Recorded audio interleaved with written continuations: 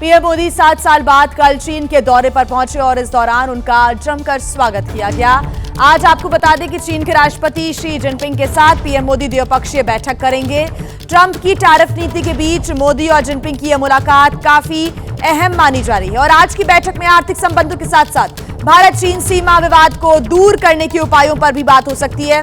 इसके अलावा एससीओ की बैठक में भी पीएम मोदी शामिल होंगे। तो बड़ी खबर इस वक्त हम आपको बता रहे हैं, पीएम मोदी और जिनपिंग की आज मुलाकात होनी है। सुबह 9:30 बजे दोनों नेताओं के बीच द्विपक्षीय वार्ता होगी। अमेरिका के द्वारा लगाए गए टैरिफ के बीच ये जो मुलाकात है वो बहुत ज्यादा अहम मानी जा रही है और 7 साल के बाद चाइना का ये दौरा प्रधानमंत्री नरेंद्र मोदी का बेहद महत्वपूर्ण। ट्रंप की टैरिफ नीति के बाद क्या कोई हल निकल सकेगा, क्या कोई तोड़ निकल सकेगा, इसकी लगातार कहीं ना कहीं इसको लेकर सभी की निगाहें टिकी हुई हैं। एससीओ की बैठक में लगातार पूरी दुनिया की निगाहें। तो देखिए, आपसे कुछ ही देर बाद प्रधानमंत्री नरेंद्र मोदी और चीन के राष्ट्रपति शी जिनपिंग की मुलाकात होगी और इस मुलाकात पर पूरी दुनिया की निगाहें हैं। जिस शहर तियानजिन में आज मुलाकात होने जा रही है वो बीजिंग से 120 किलोमीटर दूर चीन का चौथा बड़ा शहर है।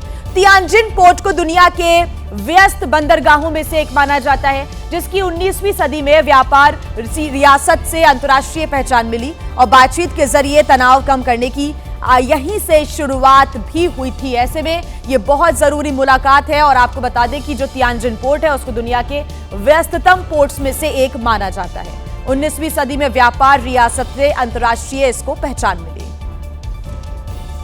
एससीओ शिखर सम्मेलन का पहला दिन है यहाँ तियानजिन में और ये पहला दिन ही बहुत महत्वपूर्ण है। प्रधानमंत्री मोदी और प्रेसिडेंट शी जिनपिंग के बीच में एक द्विपक्षीय बातचीत होगी, जो बायलैटरल टॉक्स होते हैं वो होगा। और ये आप समझिए 7 साल में पहली बार प्रधानमंत्री ने चाइना का रुख किया है। वो अपने आप में एक बहुत बड़ी बात है क्योंकि पिछले 7 साल में जिस तरीके की परेशानी दोनों देश ने एक दूसरे के साथ देखी है, गलवान के बाद ये पहला विजिट है प्रधानमंत्री मोदी का, डी एस्केलेशन के बाद ये पहला विजिट है प्रधानमंत्री मोदी का।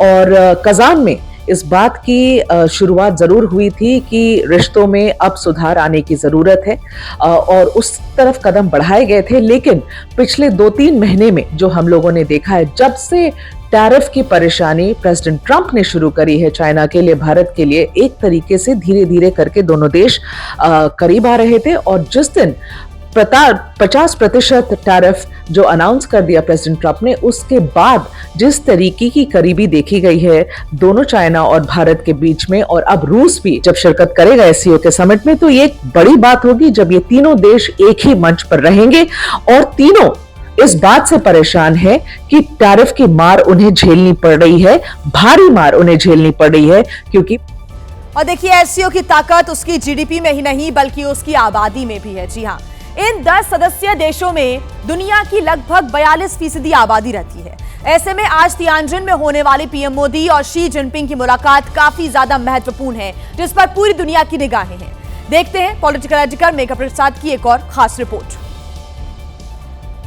तो आपको रिपोर्ट दिखाएंगे, लेकिन उसके पहले आपको बता दें कि ये आखिर जो मुलाकात है वो कितनी ज्यादा महत्वपूर्ण मानी जा रही है। आपको बता दें कि जो एससीओ शिखर सम्मेलन में शामिल होने वाले देश हैं, आबादी के मामले में भी काफी ज्यादा आगे हैं। ऐसे में ये जो वार्ता है शी जिनपिंग की और प्रधानमंत्री नरेंद्र मोदी की, इसी वजह से काफी महत्वपूर्ण मानी जा रही है। शंघाई सहयोग संगठन वैसे तो एक क्षेत्रीय संगठन है जो सुरक्षा, आर्थिक सहयोग और क्षेत्रीय स्थिरता को बढ़ावा देने के लिए एशियाई देशों को एक मंच पर लाता है। लेकिन इस बार चीन के तियानजिन शहर में जब इसके सदस्य देश 25वें शिखर सम्मेलन के लिए जुटेंगे तो एक नया संदेश यहां से देने की कोशिश भी होगी। ट्रंप के टैरिफ बम के बाद भारत, रशिया, चाइना के नेता एक मंच पर नजर आएंगे जो ट्रंप को आईना दिखाएंगे। और 2020 गलवान संघर्ष के बाद पहली बार चाइना गए हैं प्रधानमंत्री नरेंद्र मोदी। सबसे खास बात यह है कि सामान्य हो रही है दोनों के बीच रिश्ते और इन रिश्तों के बीच पीएम मोदी जिनपिंग की पहली मुलाकात हो रही है।